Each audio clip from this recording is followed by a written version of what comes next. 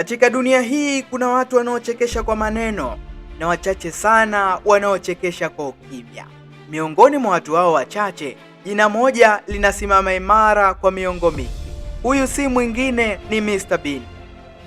Nyuma ya sura yake ya ajabu, macho ya taharuki na vitendo vya kitoto, kuna hadithi nzito ya maisha, changamoto na ushindi mkubwa. Leo nakuletea hadithi kamili ya Mr. Bean tangu kuzaliwa kwake, familia yake, changamoto alizopitia hadi mafanikio yake ya sasa. Mr. Bean ambaye jina lake halisi ni Lowan Sebastian Atkinson alizaliwa tarehe 6 Januari ya mwaka 1955 nchini England. Alizaliwa katika familia ya kawaida sana. Hakuwa mtoto wa tajiri wala mtu maalum. Baba yake alikuwa ni mkulima na mfanyabiashara mdogo, huku mama yake akiwa mlezi wa familia. Tangu utotoni, Lowan hakuwa mtoto wa kawaida. Alikuwa mtoto mtulivu sana, mwenye aibu kupindukia, na mara nyingi alikaa peke yake wakati watoto wengine wakicheza na kupiga kelele. Yeye alikuwa akifikiri kimya kimya, akiangalia na kubuni vitu kwa undani kutumia akili yake.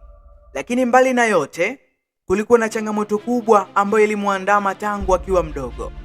Lowan Atkinson alikuwa na tatizo la kuongea, yani stammering. Alikuwa anajaribu kuzungumza mbele za watu, lakini alikwama, alisitasita na mara nyingi alichekwa.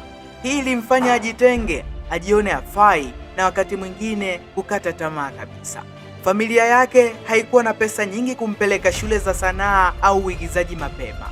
Kila kitu kilihitaji subira, uvumilivu na imani pia. Lakini hapa kuna funzo la maisha linaanza.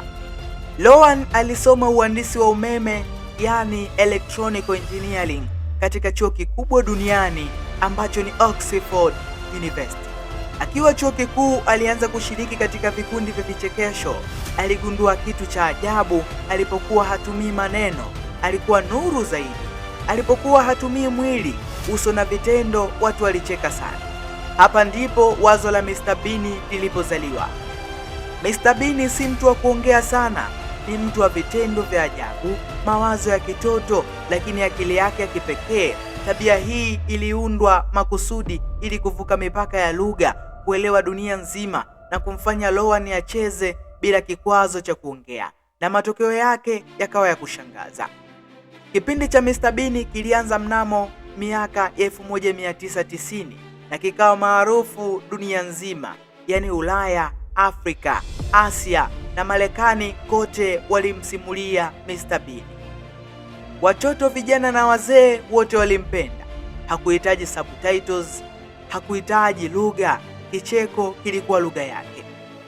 Mr. Bean alivunja rekodi ya watazamaji, akaingiza mamilioni ya pesa, akawa nembo ya burudani ya kimataifa. Hapa Mr. Bean Lowan Atkinson bado yu hai hadi sasa. Ingawaje uvumi wa kifo chake umewahi kusambaa mara nyingi mitandaoni, lakini ni habari za uongo. Kwa sasa Mr. Bean anaendelea kuigiza, anaishi maisha ya faragha, anajihusisha na filamu, matangazo na miradi mbalimbali. Hapa tunajifunza kitu kimoja cha muhimu: ukimya wako si udhaifu wako, bali unaweza kuwa nguvu yako. Lakini pia usiige njia za wengine, tafuta ya kwako pia. Changamoto za utotoni si mwisho wa maisha yako, kwa sababu Mungu anajua namna ya kukuweka katika njia nyingine ambayo itakuwa bora zaidi.